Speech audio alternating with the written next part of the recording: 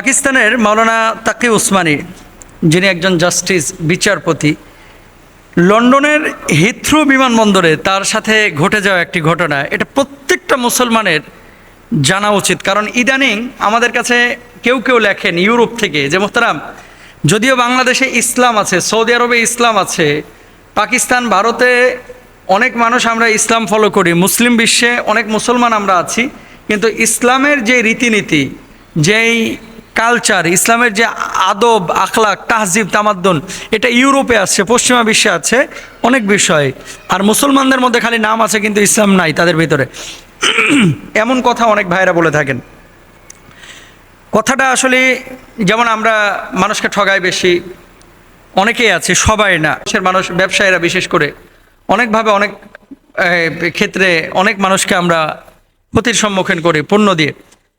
তুরস্কে আমি একটা জিনিস দেখেছি যে রাত 1:30-2টা পর্যন্ত পার্কের মধ্যে মেয়েরা হাঁটাহাঁটি করে, কেউ কারোর দিকে তাকায় না।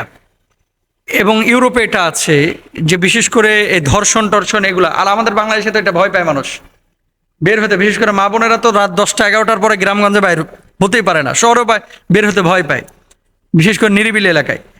আমি পাকিস্তানের মাওলানা তাকি উসমানী সাহেবের এই ঘটনাটি এই কারণে বলতেছি যে এখান থেকে আমাদের মুসলমানদের শিক্ষা নেওয়া উচিত। উনি লন্ডনের হিথ্রো বিমানবন্দর থেকে উনি করাচি ফিরছিলেন, তো একটা বিখ্যাত গ্রন্থ এনসাইক্লোপিডিয়া অফ ব্রিটেনিকা, এটা ওনার কাছে আগেই ছিল এই বইটা। তো সেই বিমানবন্দরে বিভিন্ন লাইব্রেরি আছে, উনি একটা লাইব্রেরিতে ঢুকে দেখতে পেলেন যে ওই বইটা ওখানে আছে কয়েকটা খণ্ডের। তো উনি যে বিক্রেতা ইংল্যান্ডেরই, তাকে জিজ্ঞেস করছেন যে এটার দাম কত। তো পাকিস্তানি 50,000 রুপি উনি দাম চেয়েছিলেন। তো উনি বললেন যে আমার তো এটা আছে, আমি পাকিস্তান থেকে কিনেছি, আর এক সেট লাগবে আমার প্রতিষ্ঠানের জন্য। তো বললো যদি তোমার থাকে তাহলে তোমাকে আমি কিছু ডিসকাউন্ট দেবো। কত ডিসকাউন্ট? কয় 50% ডিসকাউন্ট দেবো। বলছে আসলেও আছে?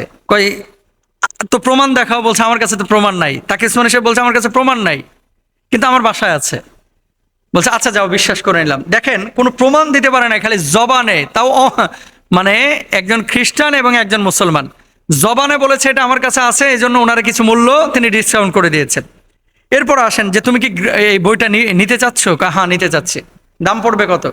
ডিসকাউন্টের পরে দাম পড়বে 30,000 টাকা। তো তখন তিনি বললেন যে না, এই ডিসকাউন্ট যদি তুমি দাও তাহলে আমি পাকিস্তানে আগে খোঁজ নেই যে এটার দাম কত, যদি ওখানে কম দামে পেয়ে যায় তাহলে তো আমার লন্ডন থেকে এখানে নেওয়ার দরকার নাই। তখন ওই ভদ্রলোক বলতেছে যে তাহলে তুমি এক কাজ করো, তুমি আমারে এখানে মূল্যটা পরিশোধ করে যাও, 3 দিন পরে আমি এটা কুরিয়ার সার্ভিসের মাধ্যমে করাচি পাঠিয়ে দেবো লন্ডন থেকে। তো উনি বলছে যে আমি আমার ক্রেডিট কার্ডের পিন দিয়ে তোমাকে সিগনেচার করে দিতে পারি, তুমি টাকা তুলে নিতে পারো, কিন্তু যদি পাকিস্তানে আমি কম দামে পাই তাহলে আমি তোমার থেকে নিতে পারবো না, মানে লেনদেনটা তুমি এখানে স্থগিত করে আমার টাকা আমারে ফেরত দিয়ে দিবা, মানে ক্রেডিট কার্ডের ওখান থেকে আর টাকা তুলবা না।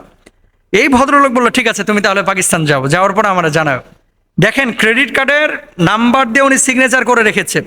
সিগনেচার করে রাখার পরে বিমানে উঠে ওনার মাথা পুরো আওলায় যাচ্ছে যে এতগুলো টাকা, একজন আলেমের 30,000 রুপি তো কম না, তো এতগুলো টাকার আমি এখানে সিগনেচার দিয়ে এসেছি, এই লোকটা যদি বইটা আমার না দেয় বা পাকিস্তানে যদি কম টাকা আমি পেয়ে যাই তাহলে আমি কি এটা টাকাটা নষ্ট হলো কিনা।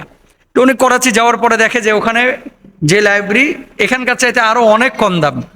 তো ওই ভদ্রলোকরে উনি ফোন দিচ্ছে যে দেখো আমি তো এখানে কম দামে পাইছি, এখন কি করব? যদি কম দামে পেয়ে যাও তাহলে তুমি লেনদেনটাকে স্থগিত করো, তোমার টাকা আমি ক্রেডিট কার্ডে আমি এখনো উঠাই নাই, আমি আর তুললাম না। দেখেন, আমাদের বাংলাদেশের মানুষ যে কাজগুলো করে, আপনি বিকৃত মাল ফেরত নেওয়া হয় না, চকবাজার থেকে নিয়ে এসে আপনি ইসলামপুরে কেবল বাসায় ঢুকছেন, বউ বলতেছে জামা তো ছেঁড়া, একটু যাও না ঘুরে দিয়ে আসো, বিকৃত মাল ফেরত নেওয়া হয় না। এটা বাংলাদেশের মানুষের আখলাক। তরমুজ একটা কিনে নিয়ে এসে কাইটা দেখেন ভেতরে পুরোই পচা, মাত্র 10 মিনিট হয়েছে, দৌড়ায় নিয়ে গেছেন দোকানে, ভাই তরমুজ তো পচা। দূর মিয়া, দেখে নেন নাই, উল্টা ফাপড় নেবে, উল্টা ফাপড় নেবে। আবার যদি মনে করেন একটা মোবাইল ফোন নিয়ে এসে পরের দিন দেখলেন চার্জ নাই, ওই যাওয়ার পরে বলবেন ঘ্যাসা লাগলো কে, এখানে তো দাগ পড়ে গেছে, এখানে তো স্ক্র্যাচ পড়ে গেছে, এই হয়েছে। এই যে ভক্কর চক্কর করে মনে করেন কিভাবে একটা ফোন দিয়ে এটা এর কাছ থেকে মাল পানি ধান্দা করা যায়, এটা হচ্ছে বাংলাদেশ মানুষের আচরণ। অথচ মুসলমানের আচরণ কি হওয়া ছিল? আল্লাহর হাবিব সাল্লাল্লাহু আলাইহি সাল্লাম বলছেন, বিকৃত মাল কেউ যদি ফেরত নেয়, আল্লাহ সুবহানাহু ওয়া তাআলা তার জন্য কিয়ামতে মাফের ব্যবস্থা করবে। সুবহানাল্লাহ। ইমামে আজম আবু হানিফা রাহিমাহুল্লাহর একটা ঘটনা শুনেন। উনি কাপড়ের ব্যবসা করতো। দোকানে কাপড়ের একটা থান রেখে গেছে, যে কাপড়ের মধ্যে ছেঁড়া ছিল, ছেঁড়া থান রেখে গেছে। দোকানে ওনার যে কর্মচারীরা ছিল, আবু হানিফা রহিমাহুল্লাহ বলছে যে এই থানটা খবরদার কারোর কাছে বেচিস না, আর তারপরেও যদি কেউ কিনতে চায় ওরা বলে দিস যে এই থানে এতটুকু ছেঁড়া আছে, যদি কম দামে তুমি নেও তাহলে নিয়ে যাও। ঘটনা চক্রে 2 দিন পরে এক লোক এসে মূল দামে ওই ছেঁড়া থান নিয়ে চলে গেছে কাপড়ের। তো ইমাম আবু হানিফা রহিমাহুল্লাহ দোকানে আসছে, আসার পর বলছে, এই কিরে কাপড়ের থানটা কই? কয় ওটা তো বেচে দিছি। কয় বেচে দিয়েছিস মানে? কয় হ্যাঁ। কত দামে বেচছিস? কয় যে দামে বেচতে মানে অন্যগুলো বেশি, এই দামে বেচে দিয়েছি।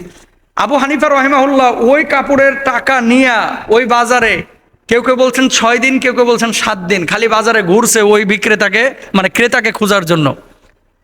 ওনার কাছ থেকে আলামত নিয়েছে যে বিক্রেতা মানে ক্রেতা কেমন, কোন জায়গায় বাড়ি হতে পারে, এরকম তদন্ত করে উনি বাজারে ঘুরতেছে প্রায় 6 থেকে 7 দিন।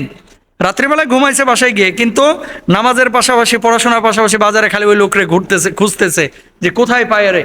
এরপরে পাইছে, পাওয়ার পরে ইমাম আজম আবু হানিফা রাহিমাহুল্লাহ বলছে, আমার তো এই ঠান্ডা ছেঁড়া ছিল, তুমি যদি এটা নিতে চাও নিতে পারো, কিন্তু এটার মূল্য এটা না, অতিরিক্ত তুমি টাকা যে দিয়েছো এই টাকাটা নিয়ে যাও।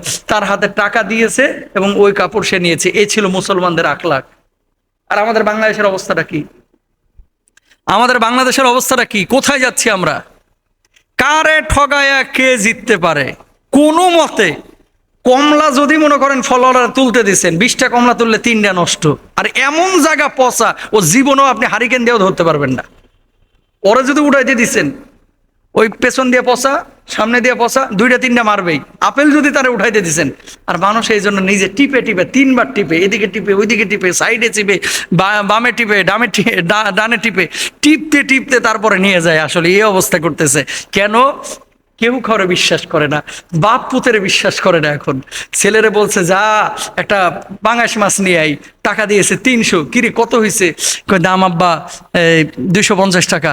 আব্বা বিশ্বাস করে না, কয় সত্যি করে বলতেছিস তো 250? নাকি আবার মোবাইলের রিচার্জ করছিস সেই টাকা দিয়ে, 50 টাকা দিয়ে, 200 টাকা দিয়ে? কেউ কারো বিশ্বাস করে না ভাই। এরকম যদি বিশ্বাস না করি আমরা কিভাবে চলবো? ব্যবসায়ী ভাইদেরকে বলবো আপনারাও সৎ হন, যারা ক্রেতা তারাও সৎ হন। প্রত্যেকেই আমরা আমাদের নিজ নিজ জায়গা থেকে আমরা আমানতদার হবো। আল্লাহ তাআলা আমাদের তৌফিক দান করুন।